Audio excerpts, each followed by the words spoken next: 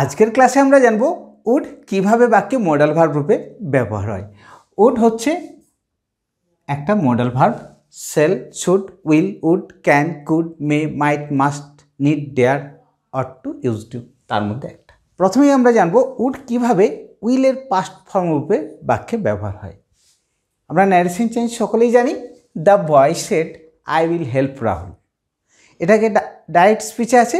এই বাক্যটাকে আমরা যখন ইনডাইরেক্ট স্পিচে করব কিভাবে দেখব এই উইলটা উডে পরিণত হয়ে যাচ্ছে। The boy said that he would help Rahul. তাহলে এক্ষেত্রে উডটা উইলের পাস্ট ফর্ম রূপে ব্যবহার হচ্ছে। ঠিক। দ্বিতীয় নম্বর বাক্যটাতে কি দেখছি? Why didn't you bring an umbrella? তুমি কেন একটা ছাতা আনোনি? I told it would rain. আমি তোমাকে বলেছিলাম না বৃষ্টি হবে। অর্থাৎ অতীতকালে ঘটনাটা ঘটার কথা এবং অতীতকালে বৃষ্টি হয়েছিল, সে ছাতা এনেছিল না এবং আমি বলেও ছিলাম। তাহলে ঘটনাটা কিন্তু পাস্ট টেন্সের কথা এখানেও জানতে পারছি।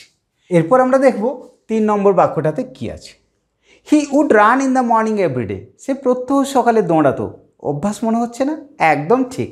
এই উড মডেল ভার্বটা অতীতের অভ্যাস বোঝাতেও আমরা ব্যবহার করি। আর অতীতের অভ্যাস বোঝাতে আমরা কোন মডেল ভার্বের বেশি বেশি প্রয়োগ করে থাকি? Use to. তাহলে ইউজ টু এর পরিবর্তে অতীতের অভ্যাস বোঝাতে আমরা উডও ব্যবহার করতে পারি। আরেকটা কী জিনিস দেখলাম? এভরিডে। এভরিডের পরিবর্তে যদি ডেলি থাকতো তাও সেই অ্যাডভার্ব অফ টাইমটা কিন্তু বাক্যের শেষে বসতো। কখনোই মডেল ভার্ব এবং বেস ফর্ম অফ ভার্বের মাঝে বসাবো না। পরে আরেকটা উদাহরণ তুলে ধরেছি, ব্যাপারটা আরও স্পষ্ট হবে আমাদের কাছে। He would often run in the morning. সে মাঝে মধ্যেই দৌড়াতো সকালে। তাহলে এক্ষেত্রে উড ডেফিনেটলি অতীতের অভ্যাস বোঝাতে ব্যবহার হয়েছে এবং run base form of verb, এর মাঝে আমরা অফটেন বসিয়েছি। শুধু কি অফটেন? অফটেন ছাড়াও সামটাইমস, সেলডাম, ইউজুয়ালি এই ধরনের অ্যাডভার্বগুলো সর্বদা উড এবং রান এই দুটো ক্রিয়াপদ। এক্ষেত্রে রান আছে, অন্য কোনো বেস ফর্ম অফ ভার্ব হবে তার মাঝে বসবে। এবং এই ধরনের যদি অ্যাডভার্ব থাকে তাহলে আমরা সর্বদা অ্যাভয়েড করে যাব ইউজ টু ব্যবহার করা থেকে। এক্ষেত্রে ইউজ টু ব্যবহার না করে আমরা উড ব্যবহার করব অতীতের অভ্যাস বোঝাতে। ব্যাপারটা আরও ক্লিয়ার করার জন্য আমি আরও দুটো উদাহরণ তুলে ধরেছি। কীরকম? When I was in hostel. যখন আমি হোস্টেলে ছিলাম, I use to take tea with biscuits. আমি চা খেতাম কিসের সাথে? বিস্কিটের সাথে। এক্ষেত্রে কিন্তু দেখা যাচ্ছে অতীতের অভ্যাস বোঝাতে ইউজ টু ব্যবহার করেছি, তাই না? এবং রেগুলার বোঝাচ্ছে। আবার পরের উদাহরণটাতে কি দেখছি? When I was in hostel I would sometimes take tea with biscuits. এই সামটাইমস অ্যাডভার্ব অফ টাইম বসে যাওয়ার জন্যই আমি ইউজ টু এর পরিবর্তে উড ব্যবহার করলাম। অর্থাৎ সামটাইমস, অফটেন, সেলডাম, ইউজুয়ালি এই ধরনের অ্যাডভার্ব থাকলে আমরা অতীতের অভ্যাস বোঝাতে কোন ক্রিয়াপদের বেশি ব্যবহার করব? উড, এই মডেল ভার্বটা। আর সাধারণভাবে অতীতের অভ্যাস বোঝাতে আমরা ইউজ টু ব্যবহার করব। উড ব্যবহার করলেও ভুল নেই। পরে একটু দেখি কীরকম প্রেডিকশন বোঝাতে উড ব্যবহার হয়। I think it would rain today. আমার মনে হচ্ছে আজকে বৃষ্টি হতে পারে, তাই না? আবার একটা প্রেডিকশনের উদাহরণ তুলে ধরেছি। How old is he? কাউকে দেখে বলছি তার বয়স কত হবে? আমি বলছি হি উড বি 50। তার 50 বছর বয়স হতে পারে, নাও হতে পারে, আমি গেস করছি। অর্থাৎ এই দুটো কিন্তু গেসিং বা অনুমান, এটাই নির্দেশ করছে। এরপর আরও বেশ কিছু প্রয়োগ আছে যেগুলো আমরা এরপর জেনে নেব। বিনম্র অনুরোধ করতে কিভাবে আমরা উড এই মডেল ভার্বের প্রয়োগ করে থাকি বাক্যে। Would you lend me some money? তুমি কি কিছু আমাকে দয়া করে ধার দেবে? তুমি কি কিছু আমাকে টাকা ধার দেবে? বা আপনি কি কিছু টাকা আমাকে ধার দেবেন? এক্ষেত্রে উড এই মডেল ভার্বটা প্রয়োগ হচ্ছে রিকোয়েস্ট বোঝাতে এবং সেটা মোর পলাইট ফর্মে। আমরা এভাবেও বলতে পারি, আরেকটা উদাহরণ তুলে ধরেছি, would you mind helping me? আপনি কি আমাকে একটু সাহায্য করবেন?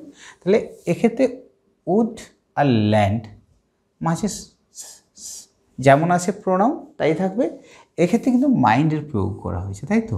তো মাইন্ড প্রয়োগ করার সাথে সাথে কিন্তু হেল্পিং অর্থাৎ মূল ক্রিয়াপদটার সাথে আইএনজি যুক্ত হয়ে যাচ্ছে।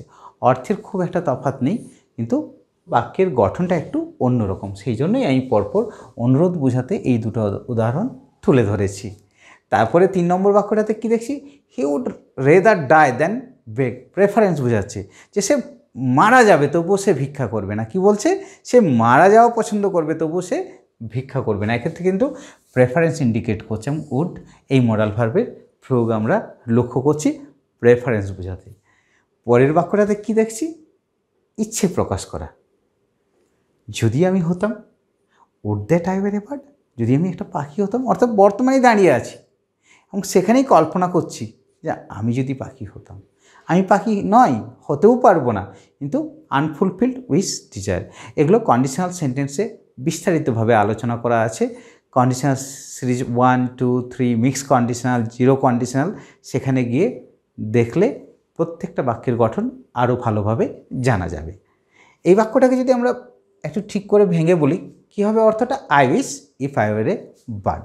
আবার ওই উদাহরণটাকে আমি একটু অন্যরকম করে করেছি। কীরকম? If I were a bird I would fly. এই ধরনের উদাহরণ কিন্তু আমরা খুব বেশি পেয়ে থাকি। আর এগুলোকে কি বলা হয়ে থাকে? Subjunctive mode. কি বললাম? Subjunctive mode. সাবজাংটিভ মোড নিয়েও ক্লাস করা আছে, আমার চ্যানেলে গিয়ে দেখে নেওয়া যেতে পারে। পরে আমি একটা সুন্দর উদাহরণ তুলে ধরেছি। কীরকম? ইফ ইউ স্টাডিড হার্ড, যদি তুমি কঠোর পরিশ্রম করতে, ইউ উড পাস। তুমি কঠোর পরিশ্রম করোনি এবং তুমি পাসও করতে পারোনি, এক্ষেত্রে ইউড এটা যদি ভেঙে করি কি হবে? ইউড।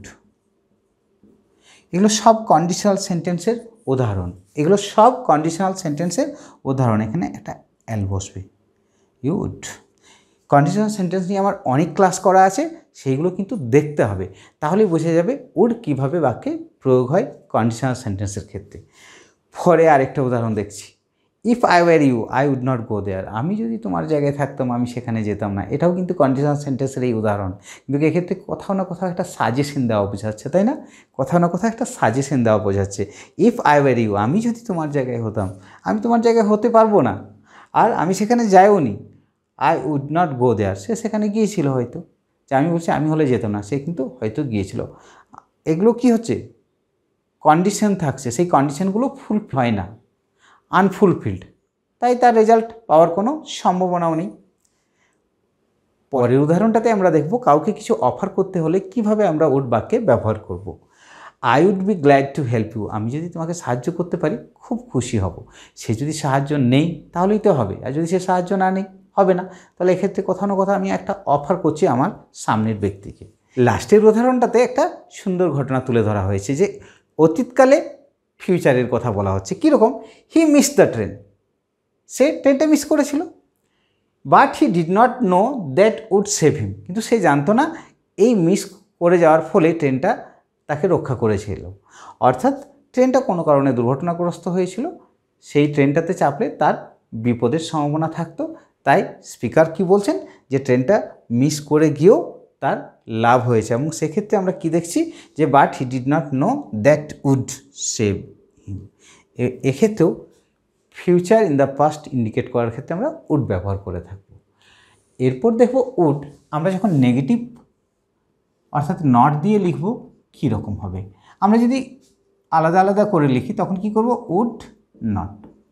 আর এই উড নটের যদি সংক্ষিপ্ত রূপ লিখি কি করব? উডন্ট।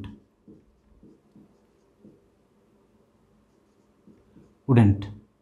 ওকে, তাহলে আমরা জানলাম উড কীভাবে নটের সাথে সংক্ষিপ্ত আকারে ব্যবহার হয় অথবা দুটো আলাদা শব্দে ব্যবহার হয়। এবং আমরা এক্ষেত্রে দেখেছি ইউ সাথে উপর কমা ডি, অর্থাৎ ইউ অ্যাপোস্ট্রফি ডি দিয়ে কীভাবে ইউড গঠন করা যায়। তাহলে ইউ ক্ষেত্রে আয়ের ক্ষেত্রেও একই রকম হবে, এভাবে আমরা কন্ট্রাকশন ফর্ম ব্যবহার করতে পারি উডের।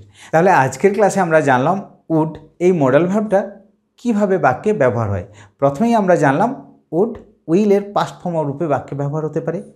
পরে আমরা জানলাম উড এই মডেল ভার্বটা অনুরোধ করা অর্থে বোঝাতে বাক্যে ব্যবহার হয়, প্রেফারেন্স বোঝাতে বাক্যে ব্যবহার হতে পারে, অনুমান করা অর্থে বাক্যে ব্যবহার হতে পারে, সাবজাংটিভ মোড গঠন করার ক্ষেত্রে বাক্যে ব্যবহার হতে পারে, কন্ডিশনাল সেন্টেন্স গঠন করার ক্ষেত্রে বাক্যে ব্যবহার হয়, কাউকে অ্যাডভাইস দেওয়া অর্থেও বাক্যে ব্যবহার হয়।